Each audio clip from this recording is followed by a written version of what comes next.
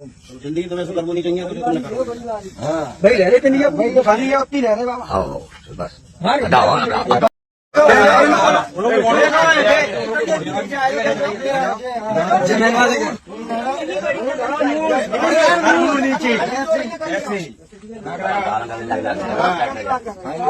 कभी नहीं करेंगे, कभी मत करना, इतना समझ लेना। पंडित यहाँ से तो ये करवाए गए अच्छा छाड़ लो ना बस हटाओ आप पूरी जान दो ब्राह्मण के गांव में आके तुमने मतलब जो करो जिंदगी तुम्हें सुधर नहीं चाहिए तो तुमने करो। भाई रह रहे थे नहीं भाई तो खाली है उतनी रह रहे बाबा आओ बस हटाओ भाई महाराज अरे पूरे गुटवाले पकड़ रहा जब हम अब बस हटाओ भाई बोल बजरंग बली की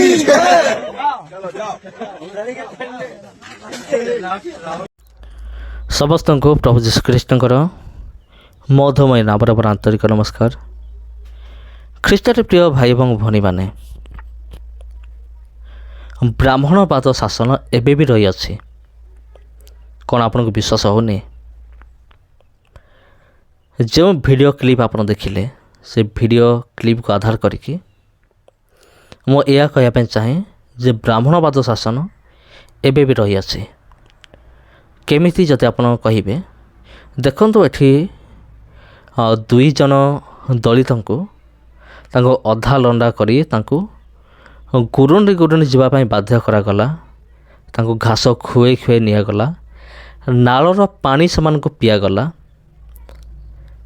या ठुरु बड़ आउ प्रमाण आउ कौन थाई पारे मत कहतु। ब्राह्मणवाद शासन एबे भी रही अछि। घटना हूँ गंजाम जिलार प्रिय बंधुगण गंजाम जिलार ए घटनाटी माने कौन हो कहीदे एठी दुई जन दलित से कौन करुले किसी गाई को से किणिकी से बाहागर माने देवाई यौतुक हिसाब से नौले तांकर भूल मात्र एतिकी।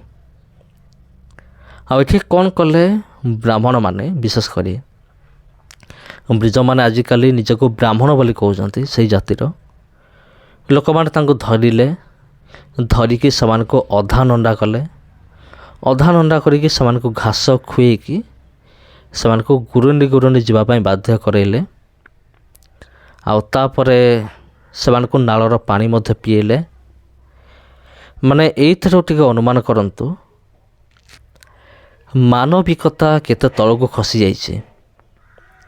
आने जो कहते आमे हिंदू धर्मर रक्षक आमे सनातन धर्मर रक्षक तेबे जने दलित को नंडा करिकी ताको नाल पानी पिएकी तुम्हें कौच आमे धर्म रक्षा करुचु बोली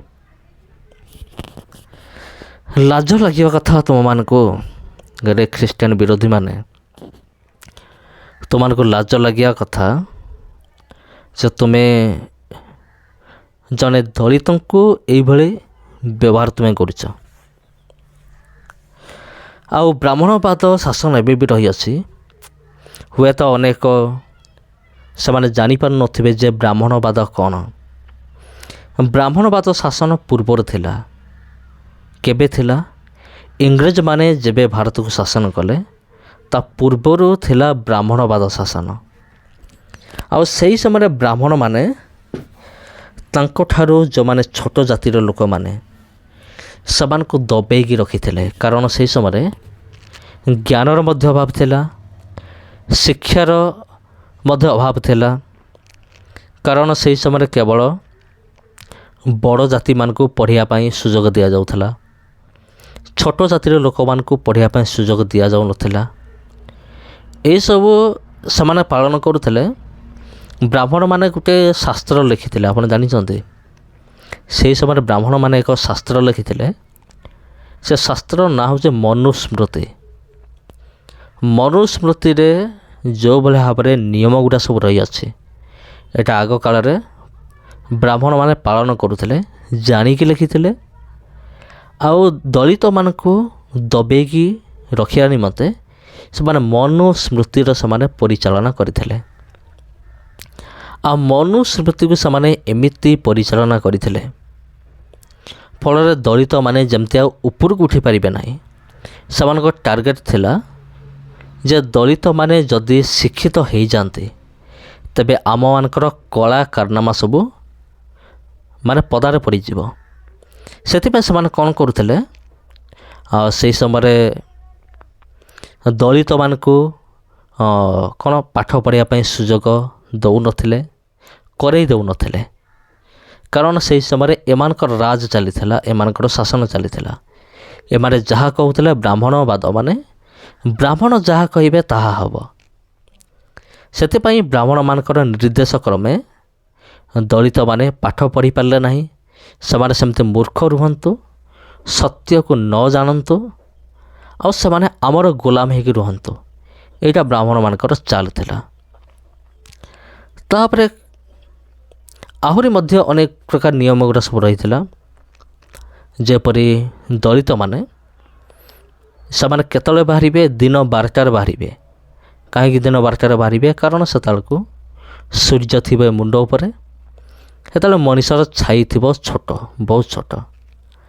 ଆଉ ଛାଇ ଯଦି ଲମ୍ବା ହେବ, ଆଉ ସେ ସମୟରେ କୌଣସି ଦଳିତର ଛାଇ ଯଦି କାହା ଉପରେ ପଡ଼ିଗଲା, କୌଣସି ବ୍ରାହ୍ମଣ ଉପରେ, ସେ ବ୍ରାହ୍ମଣ ଯାଇକି କ'ଣ କରୁଥିଲା? ସ୍ନାନ କରୁଥିଲା, ଗାଧୋଉଥିଲା। କାରଣ ଦଳିତର ଛାଇ ପଡ଼ିଗଲେ ବି ଜଣେ ବ୍ରାହ୍ମଣ ଅଶୁଦ୍ଧ ହୋଇଯାଉଥିଲା ସେ ସମୟରେ, ବ୍ରାହ୍ମଣବାଦ ଶାସନ ସମୟରେ। ତାପରେ ଆଉ କ'ଣ ହେଉଥିଲା?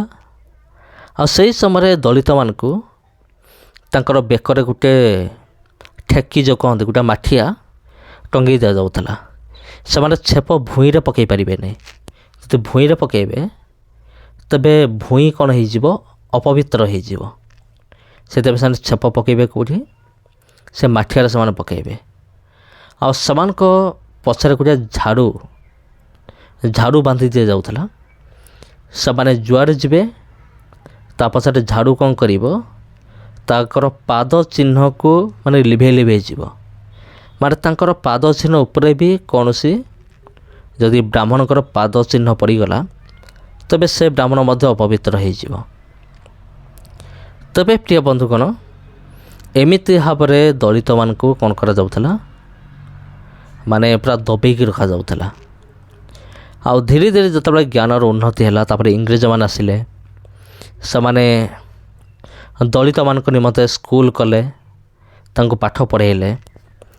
ସେହି ସମୟରେ ଇଂରେଜମାନେ ସେମାନେ ଡିକ୍ଲେୟାର କଲେ ଯେ ଦେଖ ଦେଖ ଦେଖ ଇଂରେଜମାନେ ଆସିଛନ୍ତି ଆମକୁ ଲୁଟିବା ପାଇଁ। କିନ୍ତୁ ସେମାନେ ଆଗରୁ ଯେଉଁ ଲୁଟୁଥିଲେ ସେଇଟା ସେମାନେ ପ୍ରକାଶ କରିନାହାନ୍ତି।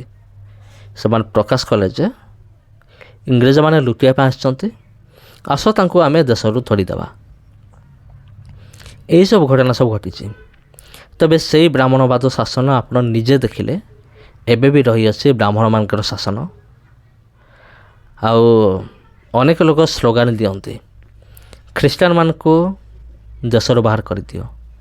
ମାନେ ହିନ୍ଦୁ ଧର୍ମକୁ ଛାଡ଼ିକି ଆଉ ଯେତେ ଧର୍ମର ଲୋକ ଆମର ଭାରତବର୍ଷରେ ଅଛନ୍ତି ସେମାନଙ୍କୁ ଦେଶ ବାହାରକୁ ପଠାଇ ଦିଆଯାଉ। ତା ଅର୍ଥ ହେଉଛି ଏମାନେ ଚାହୁଁଛନ୍ତି ବ୍ରାହ୍ମଣମାନେ, ଖ୍ରୀଷ୍ଟିଆନ ଏବଂ ମୁସଲମାନ ଆଉ ଯେତେ ସବୁ ଧର୍ମର ଲୋକ ସବୁ ଯେତେବେଳେ ଦେଶ ବାହାରକୁ ପଳାଇବେ ସେତେବେଳେ ଏମାନେ କ'ଣ କରିବେ? ପୁଣି ଥରେ ବ୍ରାହ୍ମଣବାଦ ଶାସନ ପୁଣି ଥରେ ଆରମ୍ଭ କରିବେ। କାରଣ ଆପଣ ଜାଣିଛନ୍ତି ବର୍ତ୍ତମାନ ବିଜେପି ସରକାର ଚାଲିଛି, ଆମ ଓଡ଼ିଶାରେ ବି, ଆମର କେନ୍ଦ୍ରରେ ବି। ତେବେ ପ୍ରିୟ ବନ୍ଧୁଗଣ, ଆପଣଙ୍କର ଚିନ୍ତାଧାରା ଆପଣ ଜଣାନ୍ତୁ, ଆପଣ କ'ଣ ଭାବୁଛନ୍ତି ଏ ସମସ୍ତ ବିଷୟ ନେଇକି। ସମସ୍ତଙ୍କୁ ନମସ୍କାର।